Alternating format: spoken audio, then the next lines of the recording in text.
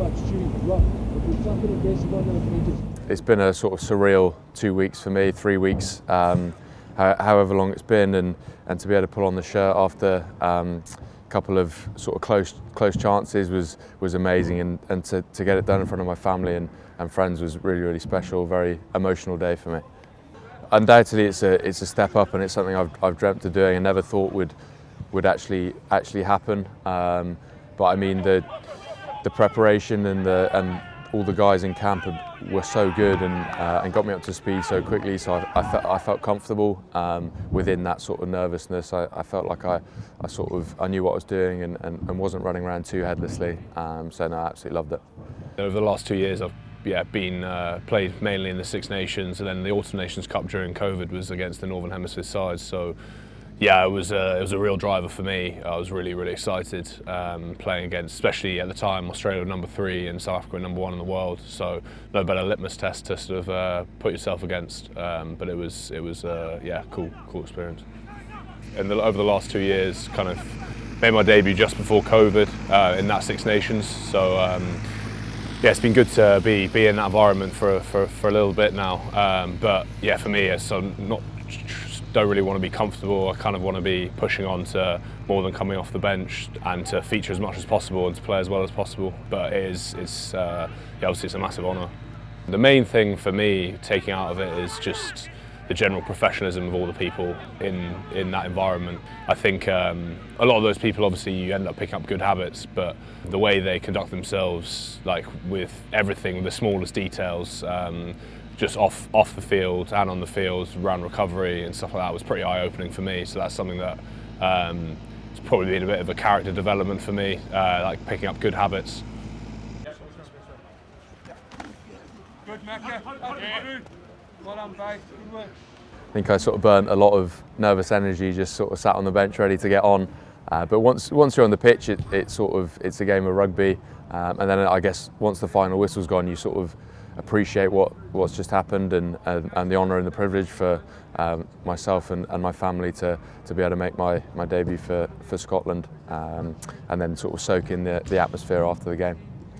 It's very emotional for me, that moment, and it's just, you know, sort of my whole rugby journey has been working towards that sort of moment, and to have my dad there, and my mum and my sister as well, and the most significant people to me was incredible. And like you say, it was a massive surprise at the end of the game just to see him there. He works abroad in Borneo and Singapore, that sort of area, so quite a long way away, and he's always been over there, but is obviously massively supportive of my rugby and absolutely loves it. Whether he's here in person or not, he'll watch every game he'll find a stream somewhere. So no, but to have him there in person was that much more special.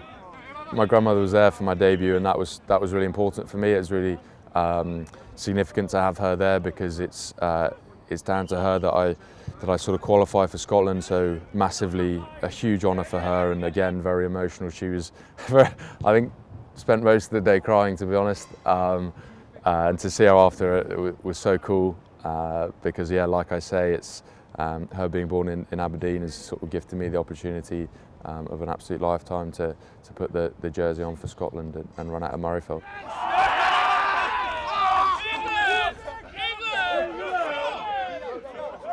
My first game was the game after that World Cup final, and I was pretty clear to see how much people were still hurting. So the chance to try and beat them again at Twickenham, in front of 80,000 people, was very emotionally charged, and we were building up towards that game, and to win it was pretty special. Yeah, to be involved in that. We'd had a few COVID complicated, a few people personnel-wise having to drop out, with Genji and Marlock obviously missing the whole week's training and then coming back in, and obviously Jamie George was injured, so we had a few injuries. So we had quite a young front row out. Bevan and Jamie are both young lads, Jamie Blamere, and so for them it was all about sort of emotionally getting ready because we know how the South Africans play. It's emotionally getting ready for it. They're not going to stop how they play. It's about you stopping them. So and it all starts in their front row, and then especially their replacements who bring on as well. Yeah, I think it's pretty important for me. Obviously, I've been out of camp and back into a club environment a few times, and I think you obviously coming through when you're younger lads, you see international lads come back, and you want to see them driving standards and playing at that and sort of aspiring to that level. And I think it's a big thing for me to come back in. I don't ever want to be that person who's playing or getting into an international side and just surviving at their club and being fairly anonymous. I want to really make an impact here.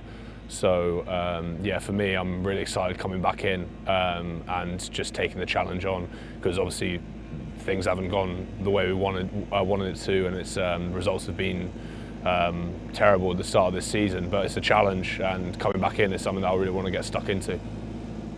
It's great because you completely go into a new environment and get a whole other set of perspectives, and I've learned so much over the last 3 weeks, and to come back and see the guys, see some of my best mates at the club and the group, is wonderful to see everyone again and just get sort of stuck straight back in.